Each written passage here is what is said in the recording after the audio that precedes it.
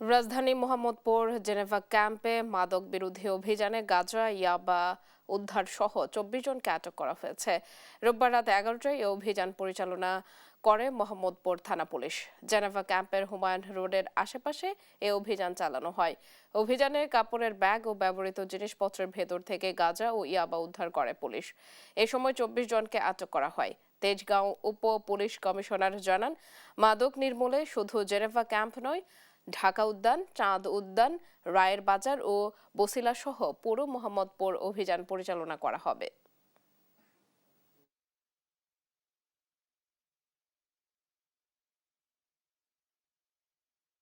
Targeted কিছু building ছিল, সেই বিল্ডিংগুলোতে সার্চ করে আমরা বেশ কিছু মাদক পাই, ইয়াবা এবং গাঁজা সহ বেশ কিছু মাদক পাই। এবং এরপরে হচ্ছে আমরা পুরো জেনেভা ক্যাম্পকে যতটুকু সম্ভব আমাদের ফোর্স দিয়ে কর্ডন করে আমরা প্রায় 24 জনকে বিভিন্ন অপরাধের অপরাধী তাদেরকে আইনের আওতায় আনি এবং পুলিশের হেফাজতে নেই। এ শুধু জেনেভা ক্যাম্প নয়, মোহাম্মদপুরে যে ঢাকা উদ্যান, চাঁদ উদ্যান, রায়ের বাজার, তারপর বছিলা, সমস্ত এলাকাতেই কিন্তু আমাদের অভিযান চলমান থাকে এবং এটা এক সময়ে করি না, আমরা এক এক সময় এক এক দিন অভিযান করি।